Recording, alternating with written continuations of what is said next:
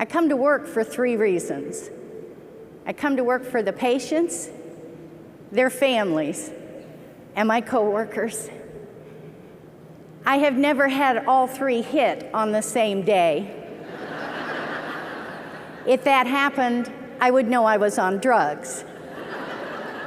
And you know what? When I think of my patients, I always think of this, that moment in life when you're at work and you're tired and you have nothing left. And you're in the patient room, and if we were completely honest, I'm not even thinking about that patient. I'm thinking about the one down the hall that I have that is sicker than this one. And I'm trying to figure out how I can get the work in this room done so I can get down the hall. And just as I get ready to leave in that absent-minded kind of stupor, the patient grabs my hand and says, "Thanks, honey." And I think, I'm back. It is the patients who bring me back every time. When I think of the families, I always think of this, busy, but it is the families that have always made me smile. And I will tell you this, that not every day in nursing has been good. There have been days, now I know you wouldn't do it because you're magnet nurses at the top, but haven't there been days that you come to work and when you wake up in the morning, you're happy for about a half a nanosecond? But then you remember that you're still mad from the day before. It's truly my favorite part. Like you wake up and you think, oh, it's beautiful. Oh, I've got to go back. So what I do, and I learned this in Iowa and it really helps, just resign on the elevator. It's a good way to do it. So I worked on a neural unit that was on the 6th floor. I would get on the elevator in the morning and I would just press every button. And this is how I would press them. They can just wait for me.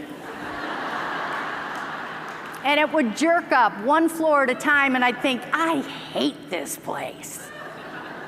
I'm gonna quit. I'm gonna quit at noon.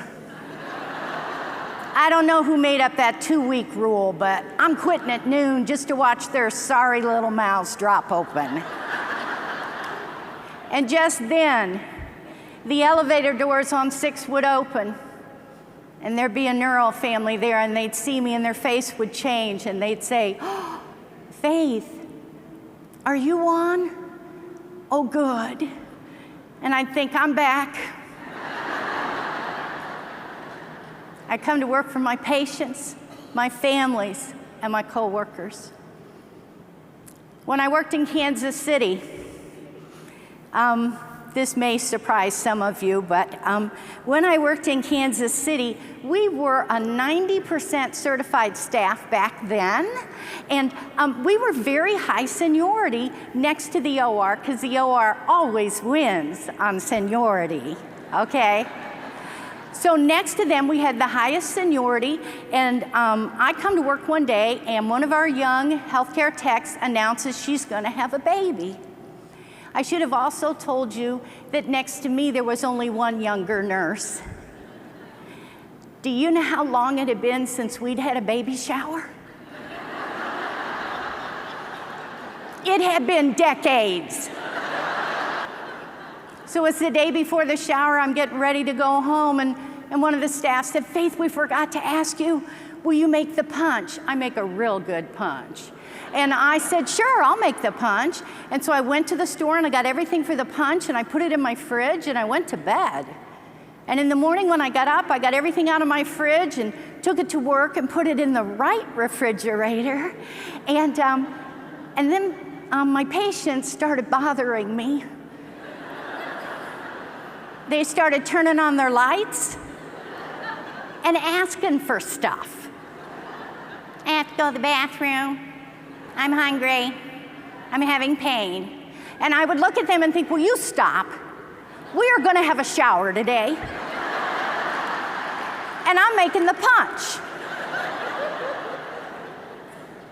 And along the way, 2 other nurses noticed I wasn't myself. And to be real honest, along the way, I noticed they were answering my lights. And then it was time to go make the punch. If you're rehab, you know what time the party was. It was at 1, because all God's children must be back in therapy at 1. So that's when we have our parties. And we called the healthcare tech over to the OT kitchen. We had everything set up. She came in, we yelled surprise. It was awesome. But on the ride home, a little voice in my head said, Faith, were you a good nurse today? And my answer was no. But I worked with a group of people who saw that I wasn't myself and had my back. I come to work for my coworkers. So let me give you the fourth thing I come to work for. I come to work for my patients, the families, and my coworkers. And I come to work to laugh. And I know that's not professional, so let me help you. You and I see things every day that deserve our tears. If you don't learn very early in nursing how to balance that with some humor, you're going to be in trouble. It was 3 a.m. in Davenport, Iowa, at Mercy Hospital, and I lost my patient. He didn't die, I lost him. I worked on a brain injury floor. This is serious. We have the Davenport police circling the block because my patient has cognitive deficits and could walk out in traffic, right? We have security doing all the stairwells. I am at the desk. I am a young nurse. I am sobbing. And this experienced nurse came up behind me and said, "Oh, Faith, buck up."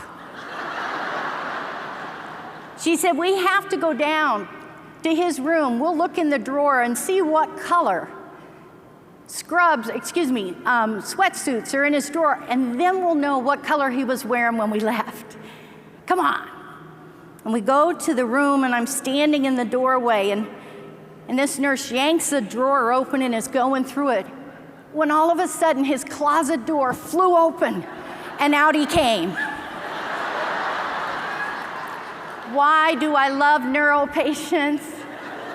Because they always walk like they're late for an appointment. In front of us, he walks out of his closet, walks across the room, gets in his bed, pulls the covers up, and closes his eyes in one moment in nursing. I went from crying to pee running down my leg because I was laughing so hard. It is impossible for me to tell that story to someone who doesn't get it.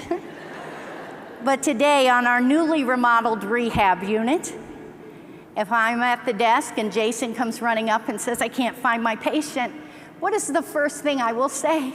"Did you check the closet?" How big are the closets today? So he'll look at me like I'm nuts, but in my head flashes one thing: get up. Years ago, someone got up for you. You get up for him. It's what we do.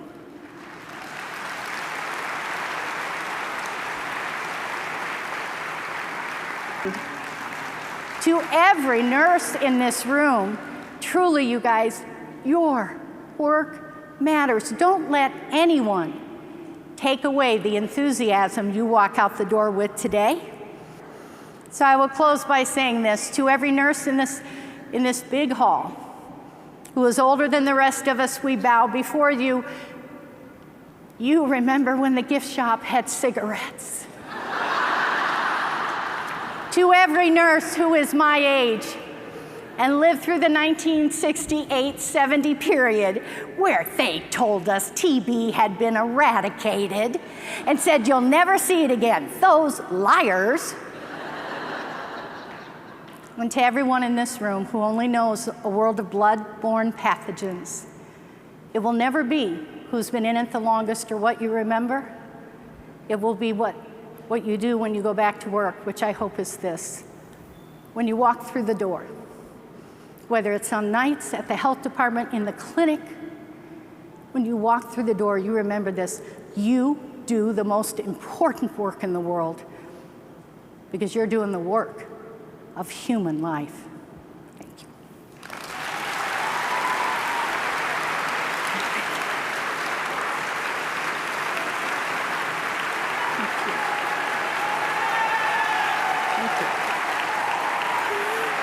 Thank you.